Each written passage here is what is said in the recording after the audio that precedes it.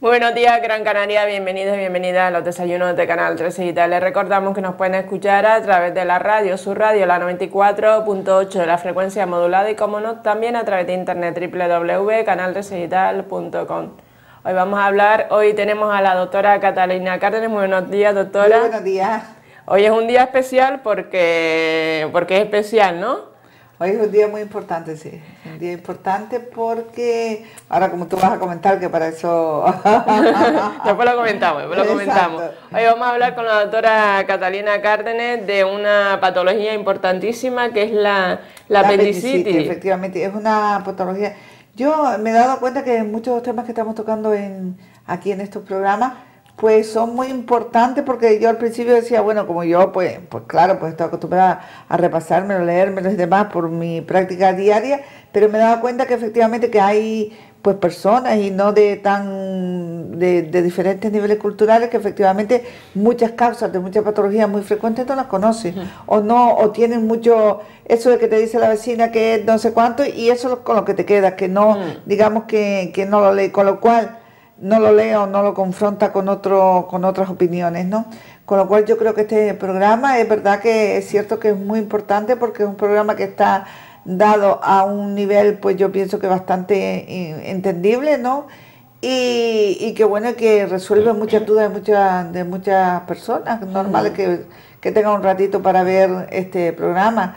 Es verdad que hoy vamos a tratar un tema, quizá para mí un tema complicado, porque muchas veces las madres, cuando se trata de una apendicitis de un niño, porque siempre se alarman mucho y bueno, pues van pues muy, digamos, en muchas ocasiones muy nerviosas, ¿no? Por eso vamos a dar, digamos, unas pinceladitas de lo que es la apendicitis, tanto en el niño como en el adulto, y lo que, como te comentaba, ¿no? Que yo creo que son programas que poquito a poco pues van entrando en los hogares y van dando un poquito más de información de lo que es la medicina en sí, basada en la teoría, quiero decir, basada en la teoría, en la práctica también, puesto que yo le añado la práctica que yo he tenido y otras prácticas demás que me han comentado, pero que sí que es verdad que bueno, que son temas los que tocamos a veces muy del día a día. Es una patología entonces muy común, en lo que es atención primaria. Yo pienso que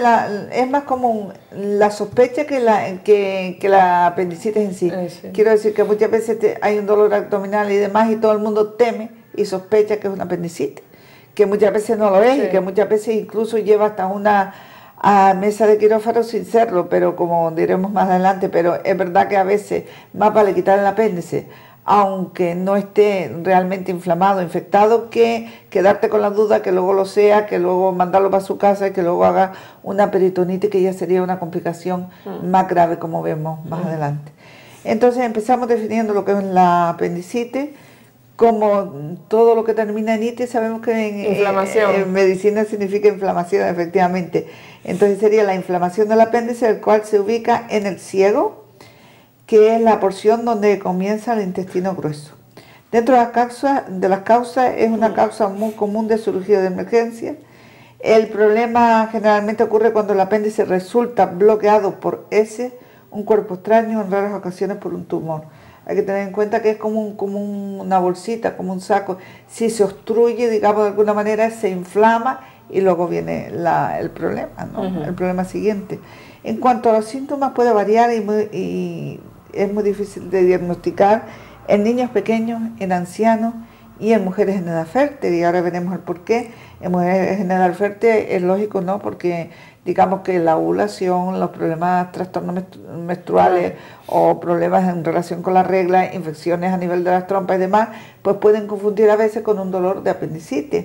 En las personas ancianas, porque muchas veces por patologías asociadas y por diverticulosis también, pues pueden dar un dolor en esa zona que pueda simular una apendicitis. Y en los niños, porque da una sintomatología, bueno, explorar a un niño de por sí ya es digamos que una lotería, ¿no? Un niño que se quede quieto y se deje tocar la barriga, sobre todo niños pequeñitos, pues es muy difícil, ¿no? El primer síntoma a menudo que se encuentra es el dolor alrededor del ombligo. Hay que tener en cuenta que siempre nosotros pensamos que es un dolor, que es en la fosa ilíaca derecha, pues no. cuando aparezca un dolor periumbilical, sobre todo en personas jóvenes, eso, personas comprendidas entre los 5, 6 y 14 años aproximadamente en la digamos, infancia-adolescencia, pues nos puede hacer sospechar a que es una apendicitis. Este dolor inicialmente puede ser leve al principio, pero se vuelve más agudo y grave. Es posible que también se presente inapetencia, náuseas, vómitos y fiebre. La fiebre normalmente es una fiebre baja, una febrícula que realmente no indica nada. Hasta aquí digamos que si, bueno, si tiene inapetencia, vómitos y demás, lo podemos confundir también con una gastroenteritis, que no es la primera vez que los pacientes acuden a urgencias, y nosotros pues evidentemente si no tiene pues la sintomatología típica, pues los tratamos como un dolor abdominal normal por gastroenteritis o demás. El dolor tiende a desplazarse a la parte inferior derecha del abdomen y tiende a concentrarse en un punto directamente sobre el apéndice, llamado el punto de Matt-Burney. Esto ocurre con mayor frecuencia de 12 a 14 horas después del comienzo de la enfermedad. O sea, comienza el dolor, puede comenzar el resto de los síntomas y luego se va, digamos, desplazando el dolor justamente al lado del apéndice, con lo cual de entrada pues no va a dar la sintomatología típica del apendicitis. Si el apéndice se rompe, se abre, al principio pues disminuye el dolor porque digamos que esa presión descarga. Pero, digamos, luego como hay una complicación por una peritonitis y demás, pues el paciente empeora, el abdomen se vuelve duro y bueno, y ya es una indicación de cirugía. El dolor puede empeorar al caminar, toser o hacer movimientos súbitos. También eso nos puede, digamos, añadir un síntoma, una idea más de lo que puede ser los síntomas síntomas de apendicitis. Y en cuanto a síntomas tardíos, abarcan los escalofríos, los temblores, las heseturas, la diarrea, náuseas y vómitos. O sea, eso es ya cuando digamos que la apendicitis ha evolucionado. Es muy típico que empiezan a vomitar continuamente, o sea que vomitar con dolor y aparecen como digamos que no pueden estar rectos, sino que muy doblados sin llegar a estar en la posición de la pancreatitis en sí. Pruebas y exámenes. La forma de descubrir los síntomas puede llevar al médico de atención primaria a sospechar apendicitis. Como siempre, el diagnóstico se basa en la exploración física y en la historia clínica. Es muy importante siempre preguntar, como digo yo, por eso yo siempre digo, hay que tener paciencia. Cuando se viene al médico, se viene al médico. No se viene a estar pensando que tengo que ir no, viene a que se le explore, que se le valore y ya está. Claro, porque un diagnóstico adecuado es lo correcto, o sea, que la prisa que tenga el paciente es que se espere un ratito, ¿no? Yo creo que en esta sociedad hemos llegado a un punto donde a la gente le importa más, incluso yo creo que muchas veces la situación laboral que la propia salud, sin llegar a pensar, porque eso no te deja pensar, la economía no te deja pensar que sin salud no hay economía. Quiero decir que no, a mí me llama la atención muchas veces la situación, ¿no? Porque después hay otras personas que vienen y que dicen, bueno, yo vengo aquí, me traigo un libro, tranquilita, espero, tanto en urgencias como en las consultas en sí. Pero es verdad que a veces dicen, no, a mí me gusta, mira, mientras en su consulta ha entrado 1, en aquella, la número 1, ha entrado 5. Digo, y a mí que me cuentan, no, eso a mí no me afecta para nada. Yo pienso que yo estoy haciendo el trabajo como lo tengo que hacer, al ritmo que lo debo hacer, y la otra persona lo pensará igual. Yo pienso que para mí lo más importante es el paciente, que salga totalmente satisfecho, él y yo, porque eso sí, desde el momento que el paciente sale, ya yo no quiero estar pensando lo que hice o lo que no hice, ya paso al siguiente, y tengo muchísimo. Entonces quiero que mi mente cuando llega a la tarde esté totalmente tranquila, porque de eso se trata. De hecho, muchos médicos padecen de estrés por eso, precisamente, ¿no? Porque los pacientes le presionan. Claro, porque te dejas presionar por los pacientes. Yo pienso que es como el capitán. El capitán lleva el barco y nosotros llevamos la consulta. O sea, y les gusta a los pacientes o no, es así. O sea, nosotros tenemos una empresa, por supuesto, que es el Servicio Canario de Salud, pero el Servicio Canario de Salud jamás de los jamás nos dice que tenemos que, digamos, someternos a lo que es a veces una tiranía, ¿no? Del horario del paciente, porque a veces te dice, no, solo es para esto, porque me tengo que ir, porque tengo que ir no sé dónde. Digo, pues, quede usted donde usted quiera, pero no quede el día que venga el médico, que esto es mi día a día, y mi día a día yo lo tengo que llevar bien, porque si no, es que, claro, es que digamos que el historial de un médico también se valora por sus fallos y por sus éxitos, ¿no? Por sus fallos y aciertos. Y aciertos, efectivamente, y si tú pues metes la pata muchas veces, claro, lógicamente pues ya tienes que colgar el título en el desván de los recuerdos, quiero decir que, y no solo eso, sino claro, que todo el mundo como humanos que somos, los médicos estamos sujetos. Y que tienes que preguntar al paciente por si tiene alérgico a algún medicamento ¿no? Y a mí me gusta dedicarle el tiempo necesario que yo necesite para yo estar segura de lo que... Pero el Servicio Canario de Salud no les impone a ustedes un tiempo por paciente. Sí. A mí me impone, vamos a ver, las citas se dan, hay una agenda en la consulta normal, en la consulta del médico de atención primaria, no en la de urgencia, atención primaria, que te pone 8 minutos por paciente, pero luego además te puedes forzar 4 o 5 más, creo que son, más los que van sin hora, más tal, al final pues prácticamente tienes 3 o 4 minutos por paciente. Con 3 o 4 minutos, 700 pacientes delante. Le dices, hola, deme la cartilla, cómo se llama, tal, a qué hora tenía usted o cualquier cosa que le pasa, y ya está, se pasó.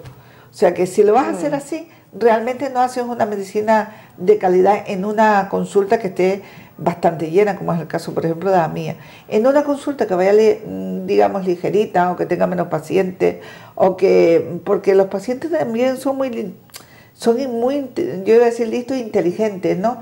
El paciente se va arrimando a aquel médico que está siempre, o bien que le presta más atención, entonces esas consultas son siempre las que más sobrecargadas están. En cambio, si tú haces bum, bum, bum, bum, que también se puede pasar una consulta así. Entonces, pues, evidentemente, pues, los pacientes que a lo mejor solo les interesa, pues, la receta electrónica o demás, o tienen también aparte un seguro privado, pues no, digamos que no se van con un médico que les escuche o que les atienda, sino simplemente nos utilizan como una herramienta de uso, ¿no? Que es así, ¿no? Que nos guste, como yo lo digo, pues a veces pues estamos en una sociedad que el ser humano pues tiende pues a satisfacer otras necesidades. Sí, y el objetivo de ustedes como médico de atención primaria es realizar un diagnóstico acertado. Claro, efectivamente. Para evitar después problemas. Yo tengo que realizar un buen trabajo porque es mi objetivo. Eso me pasa siempre, me llama la atención, que yo me he pasado muchísimos años con el tema de la obesidad, tanto infantil como de adulto, y realmente a mí no me ha dado resultado, pero yo estoy tranquila porque yo lo he intentado, yo he hecho todas las pautas para que esa persona baje de peso. Si no baja de peso, pues entonces ya al final yo no me puedo poner en su lugar, quiero decir, en el lugar de la persona que, bueno, por lo que sea, pues come. No, porque está claro que no existe sobrepeso sin comida. Muchas veces quiere decir, no, es que engorda porque tiene... No, aparte de que pueda tener ansiedad, de que pueda tener patología de tiroides, cualquier patología que pueda tener, pero aparte de eso es que hay que añadir la sobreingesta. La sobreingesta, si la quita, pues ya la persona baja de peso. Pero como estábamos hablando a colación de lo que salió, que es muy importante la exploración física y la historia clínica. En la historia clínica, pues tú le tienes que dedicar un tiempo bastante determinado a hacerle pues las preguntas, ¿no? Las preguntas típicas de cómo es el dolor, cuando empezó, qué tipo de dolor tiene, bueno, todo, qué tipo de comida ha ingerido y cómo le ha ido, digamos, las horas antes al momento que ha acudido o bien a su médico de cabecera o bien al servicio de urgencia. Es verdad que en el servicio de urgencia no estamos temporizados, quiero decir que no hay una agenda donde te dice tanto tiene, hasta feo estaría, ¿no? Quiero decir que a una urgencia le pongan tiempo. Las urgencias se tarda con ellas pues el tiempo que necesita la urgencia. Complementado entonces al diagnóstico con un análisis de sangre, orina y otras pruebas como pueden ser la radiografía simple de abdomen, de pie y en decúbito, o sea tumbado, ecografía abdominal y TAC abdominal simple, entre otros. La exploración física se basa en la palpación abdominal y ya tenemos aquí que vamos por varios puntos, ¿no? Si vamos pensando todo lo que nos puede llevar desde que empezamos a hablar con el paciente, que le exploramos, que bueno, que intentamos no pedir las pruebas porque antes tenemos que seguir adelante, que lo tumbamos la camilla, le exploramos el abdomen y bueno, pasamos después al presunto diagnóstico. La presentación de la apendicitis suele comenzar con un dolor repentino localizado en la mitad inferior del epigastrio, región umbilical, caracterizado por ser un dolor de moderada intensidad. O sea que de entrada, digamos que empieza en la boca del estómago, se va un poquito hacia abajo, hacia el ombligo, y el dolor es de moderada intensidad, o sea que de entrada no es un dolor que le hace acudir a urgencia. Y constante, a que ocasionalmente se le superponen calambres intermitentes, que bueno, que es eso, como dice, me da como una cosilla ahí, eso no lo saben definir muy bien, ¿no? Los calambres abdominales. Unas horas más tarde desciende hasta localizarse en fosa ilíaca derecha, en un punto localizado en la unión del tercio externo con los dos tercios internos de una línea imaginaria entre el ombligo y la espina ilíaca anterosuperior, que es lo que llamamos el punto de McBurney. En cuanto a los signos diagnósticos, en el 75% de los casos existe la tríada de Koppe, que consiste en la secuencia de dolor abdominal, que ya lo habíamos descrito, vómitos alimentarios y febrícula. O sea, nunca va a ser una fiebre alta, es una febrícula, que es la que está comprendida entre 37 y 38. Los signos clásicos se localizan en la fosa ilíaca derecha, donde la pared abdominal se vuelve sensible a la presión leve de una palpación superficial, donde con la descompresión brusca del abdomen, que es el signo del rebote o signo de Blumberg, yo siempre le llamo Blumberg más que signo del rebote, se indica una reacción por irritación. O sea, nosotros normalmente vamos tocando el abdomen, pero vamos, digamos, tocando al revés por el otro lado, y tocamos ese y apretamos. Al descomprimir, o sea, al soltar la mano, es cuando aparece el dolor. O sea, que sería al revés. Y eso indica, pues, efectivamente una irritación peritoneal. En ocasiones, si el apéndice está situado detrás del ciego, o sea, es lo que, digamos, lo que la gente suele llamar la apendicitis ocultas o las apendicitis ciegas, ¿no? Sí. Si el apéndice está situado detrás del ciego, esto no ocurre, pues no llega la presión a donde está el apéndice. Y entonces tenemos una apendicitis silente, ¿no? Quiere decir que cuando nos vamos a encontrar con todo el cortejo sintomático ya se ha complicado un poco más. El signo de Dunphy consiste en hacer toser al paciente que si la padece aparece dolor en ese lado. No es un signo que nosotros exploremos normalmente, porque si vamos a hacer todos los puntos, pues digamos que todo esto lo tenemos que hacer también con una metódica, no podemos ir ahí como si tuviéramos una hora para cada paciente. Sí. En cuanto a los estudios de laboratorio, hay que hacer un hemograma, presenta leucocitosis con predominio de neutrófilos en pacientes con apendicitis aguda no complicada. Si los leucocitos, que son los glóbulos blancos, están por encima de 18.000, que lo normal es hasta 10.000, aumenta la posibilidad de una apendicitis perforada. Hay que tener en cuenta que una apendicitis perforada es una complicación grave porque llega a una intervención muy rápida, ¿no? La radiografía siempre del abdomen es poco relevante de entrada, digamos que no da ningún signo que se relacione con la apendicitis en sí, pero descarta otras patologías como la obstrucción intestinal o un cálculo uretral que se puede dar un dolor que pueda ser, digamos, similar al de la apendicitis. En cuanto a la ecografía, las ecodoppler también ofrecen información útil para descartar una apendicitis. Hay que tener en cuenta que estas pruebas no las tenemos en un centro de salud normal, con lo cual muchas veces nosotros solo por la clínica que tenemos que sospechar y derivar. Derivar afortunadamente ahora eso va rápido, la derivación de un paciente con estos síntomas. Sí, rápido porque ahora donde nosotros estamos, que es el MOCAD, tenemos muy cerca a San Roque Melonera, pero antes, bueno, realmente ahora derivar a un paciente al hospital insular, que muchas veces los pacientes lo prefieren porque, bueno, por una serie de, tú sabes que de cada hospital se genera como una especie de leyenda, de ¿no? leyenda, La sí. leyenda del doctor Negrín, la leyenda del insular y la leyenda de San Roque Melonera, porque ahí fue tal persona y falleció, hombre, claro, y el centro de salud, y yo qué sé, y en su casa y en todos sitios. Pero hay que tener en cuenta que, bueno, ahora, teniendo en cuenta que tanto el Hospital Insular como el doctor Negrín están bastante sobrecargados por esta época que estamos muy... Sí, de gripe, de ¿no? gripe, de bronquitis, de neumonía, bronquitis crónica, reagudizada, todas esas patologías, digamos, complicadas, se tienen que ingresar. Y entonces, pues nosotros intentamos que si San Roque Melonera, por tener un clima, digamos, más bueno y demás, pues hay menos personas, pues que además es nuestro hospital de referencia del municipio de Mogán. Sí, ahora durante el mes de enero es que claro, también, como usted está comentando, los resfriados y la gripe, pues nos avasallan con los anuncios de publicidad, con jarabes para la tos, con esto, con lo otro, o sea, todo el mundo está aumentado el número de pacientes con gripe. Efectivamente, lo que pasa es que muchas veces van y se compran un jarabe, se dejan evolucionar la patología, a veces se les complica después, claro, porque una persona que esté sana,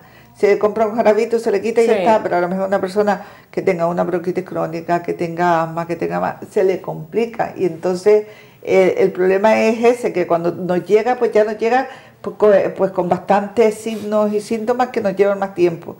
Y bueno, pero volviendo a lo que era la apendicitis. Sí. O sea que rápidamente se deriva a Melonera, San Roque Melonera, claro, que tiene radiología, que tiene para hacer una analítica y que tiene todo, o sea que... Porque en la atención primaria solamente sería la palpación, ¿no? En la atención primaria tenemos lo que tenemos. Lo básico. Lo básico. Que para eso es yo pienso que primaria. hacemos milagros con las dos manos, como digo yo. Hacemos milagros porque el ojo clínico ahí se tiene que el ojo clínico. Sí, se tiene que, como digo yo, que poner muy clarito, porque si no, si tú no tienes un buen ojo clínico en atención primaria, la mayoría de las patologías se te pasa porque no tienes pruebas. En los hospitales, pues, aunque tú no tengas un buen ojo clínico, o sea, una persona que está empezando y demás, pero te apoyas en muchas pruebas, entonces, y en compañeros. En cambio, nosotros, por ejemplo, yo estuve de guardia anoche y yo estoy sola, con un enfermero y un vigilante. O sea que de mí depende absolutamente todo lo que ahí suceda. O sea, y todo lo que, las consecuencias, digamos, posteriores. Por tanto, yo creo que es muy importante eso. En primaria, yo creo que el médico de primaria está además maltratado, yo siempre lo digo, está maltratado para la sobrecarga que tiene en sí, la sobrecarga psicológica, ¿no? Es una sobrecarga, aparte de la física, que bueno, que eso todos tenemos que trabajar y demás, pero es que, en fin, la situación, si encima el paciente te va presionando, pero mire, pero tenga en cuenta, no se equivoque, no se vaya a equivocar, ya tú ya te va entrando, dices, no se preocupe, yo no me voy a equivocar, pero claro, hay que tener en cuenta que si trabajas bajo presión, te equivocas más. Sí. Eso es lo típico, ¿no? Tú estás haciendo la cosa más sencilla para mí, una receta electrónica, y está el paciente a lo mejor diciendo, mire, no sé qué, tal, y también mi tío tiene no sé qué, no sé cuánto. Cuando tú acabas esa receta está mal hecha. Porque es que no está con una cosa, concentrándote en otra y molestándote de lo que te están diciendo. Y entonces yo normalmente lo que hago es que paro y le digo, espera un momentito, cuando yo acabe con esto, pues ya seguimos con lo otro. Por tanto, por eso digo que el médico de primaria pues está en una situación, pues en una encrucijada difícil. La radiografía siempre del abdomen efectivamente era poco relevante, pero descarta otras patologías como la obstrucción intestinal o un cálculo uretral, que sí que producen ese dolor que puede llegar a un diagnóstico diferencial con la apendicitis.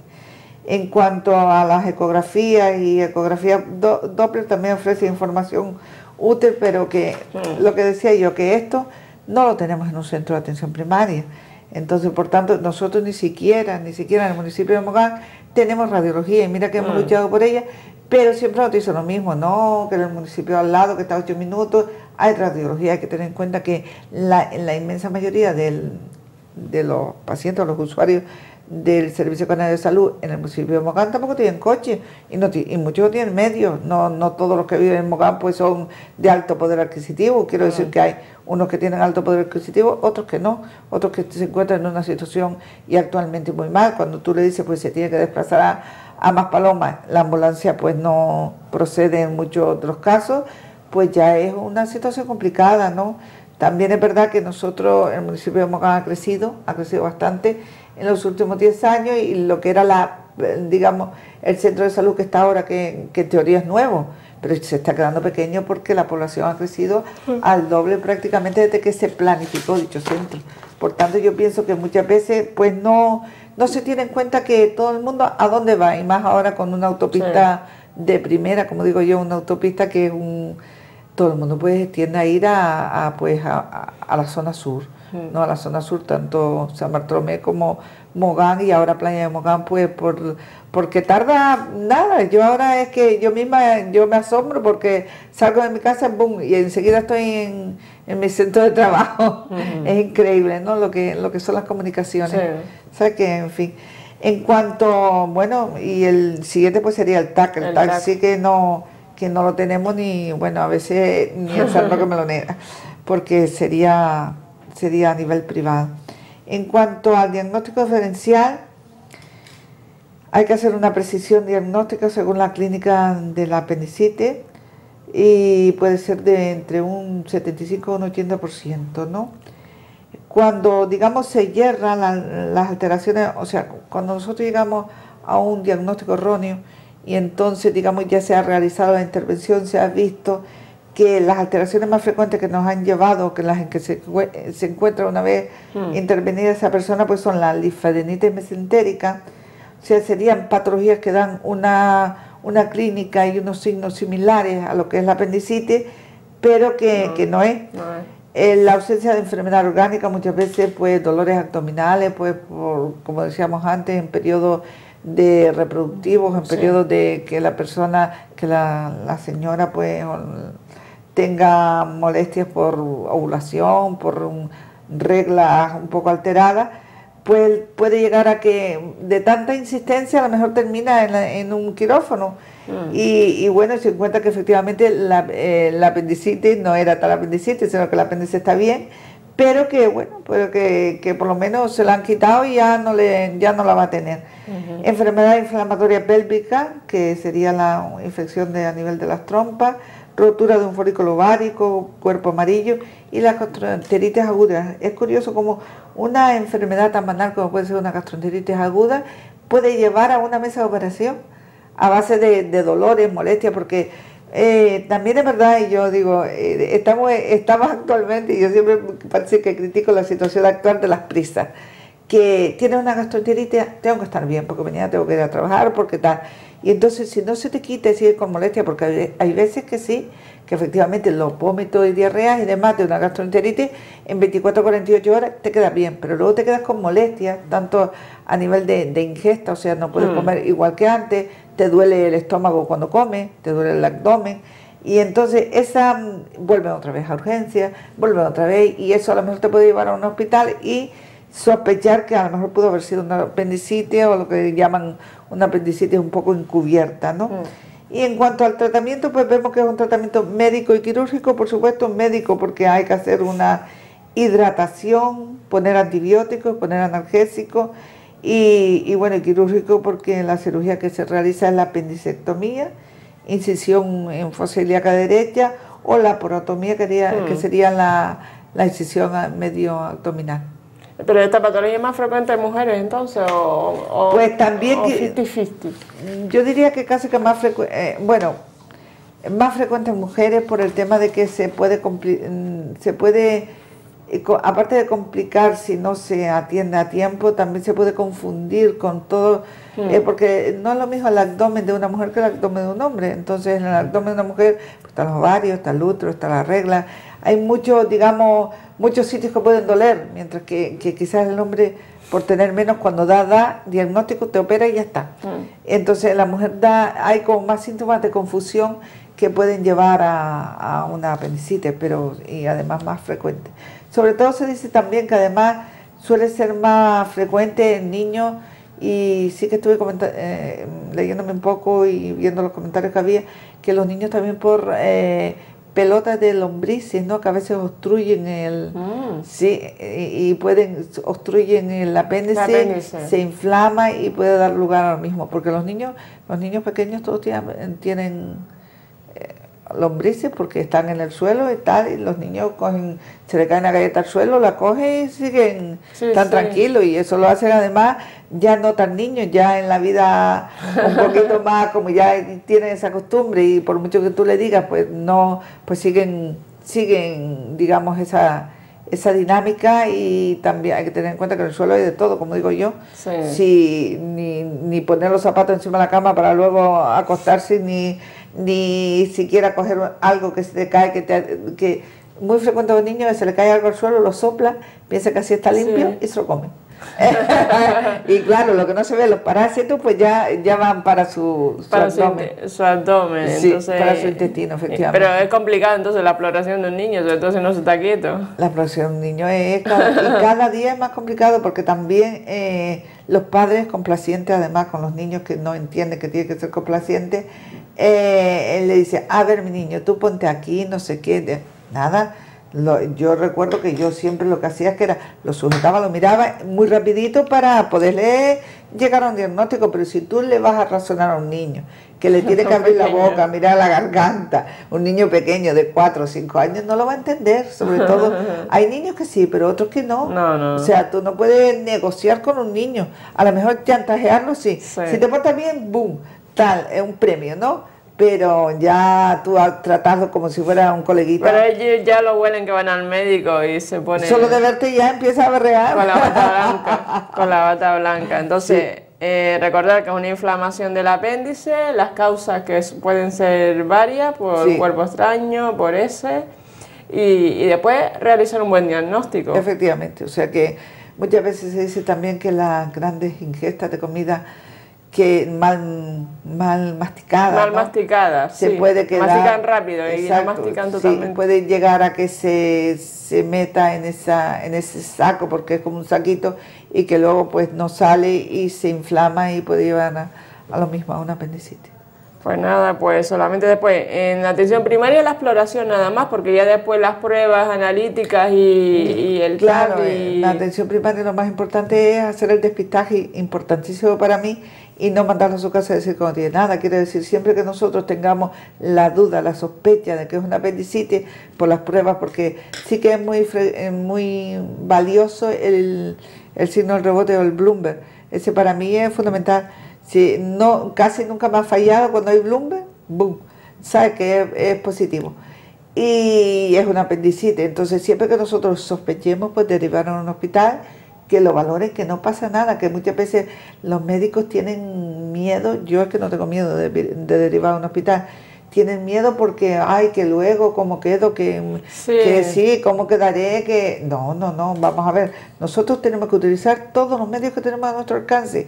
Y es mejor derivar ante la duda que quedarte con la duda, porque quedarte con la duda supone que esa apendicitis, posible apendicitis, cuando vuelva otra vez, llega en un estado más grave, se puede perforar y puede llegar a una peritonitis, que luego las consecuencias pueden ser peores.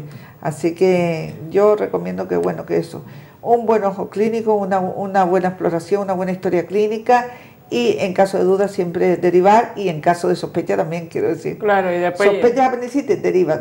Dudas si puede ser o no, deriva. Piensas que no, que efectivamente llegan muchísimas gastroenteritis, efectivamente, o muchísimos dolores por ovarios, o por mujeres en edad fértil, pues nada, esperas un poquito, y siempre recomendar que en caso de que empeore, volver. Siempre, eso que parece que es una medicina defensiva no es tan defensiva, es una realidad.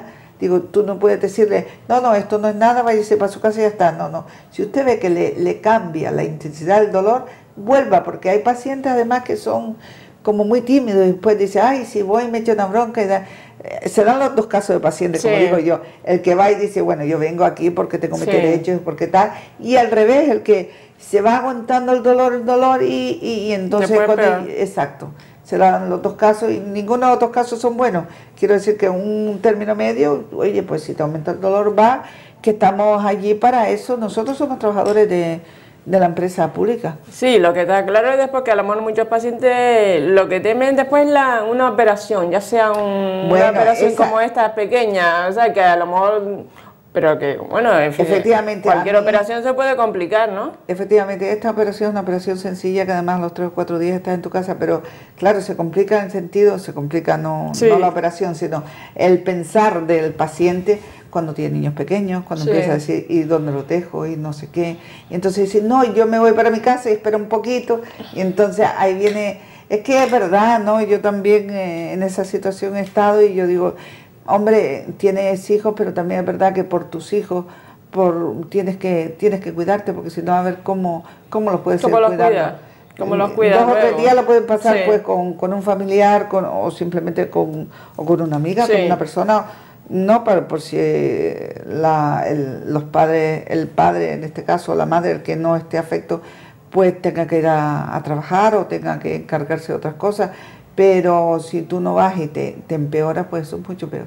Sí, pues nada, pues lo dejamos aquí, doctora, y bueno, pues recordar eso, que ante la duda, pues acudir otra vez al servicio médico de atención primaria y si... Al servicio de urgencia, un fin de semana sí es un de urgencia. No, y entre semana también, entre semana, están los médicos de incidencias que afortunadamente pues en muchos centros están funcionando. Sí, pero el servicio de urgencia, cuando usted llega, yo a lo mejor llego que tengo un dolor aquí de garganta, no es grave, pero si llega un accidentado o alguien con un dolor típico como un apendicitis o peritonitis, eso va primero, o sea que realmente cuando llegas al centro de salud de urgencia no es que llegas y besas el santo, en función de la gravedad, además lo ponen. Hay veces que, bueno, que a personas que acuden a urgencias que tienen que estar esperando a lo mejor 1, 2 o 3 horas, pero eso así, yo digo, bueno, 1, 2 o 3 horas, ¿y cuál hubiera sido la alternativa? Pues dime otra, digo, es que si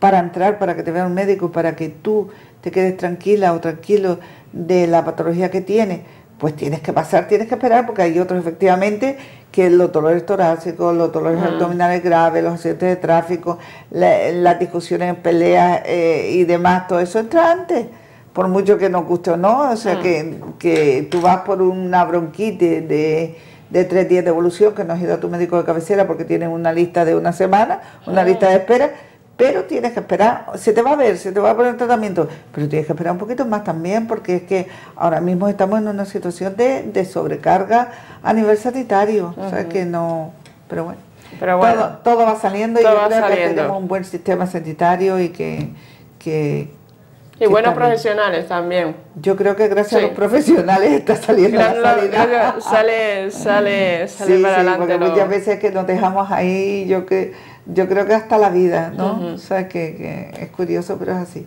Pues nada, lo dejamos aquí, doctora. Gracias por estar aquí esta mañana.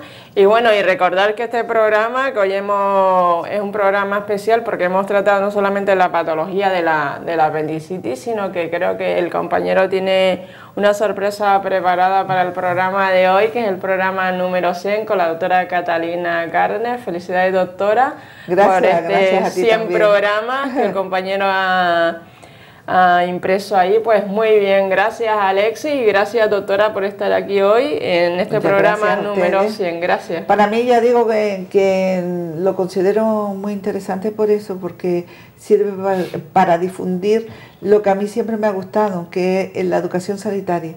Es curioso que al final, como no lo he podido hacer pues porque en los centros de salud y demás, porque casi nunca o no hay tiempo, o se hace, los grupos pues no asisten y demás, pues yo creo que a través de un sitio como este es una manera de que el usuario del Servicio Canario de Salud en sí pues coja algunas ideas de las que yo, como digo yo, he aprendido a lo largo de mi vida humildemente. Digo, no, tampoco no quiero ser como me dijo un paciente una vez, dice, ¿usted se cree la que más sabe? Digo, no, para nada. Digo, para nada, que dice que el que dice para nada es mentira. Pues digo, yo no me creo la que más sé, pero sí creo que puedo ayudar a los demás bastante. Bueno. Entonces, desde aquí, yo creo que nosotras hemos hecho una gran labor. Pues nada, pues muchísimas gracias, doctora Catalina Carner, por estar aquí hoy en este programa número 100. Gracias al compañero Alexis por ese rótulo. Y pues nada, pues solamente recordar que esta entrevista también es colgada en el Facebook de Canal 13 Digital. Muy buenos días, Gran Canaria.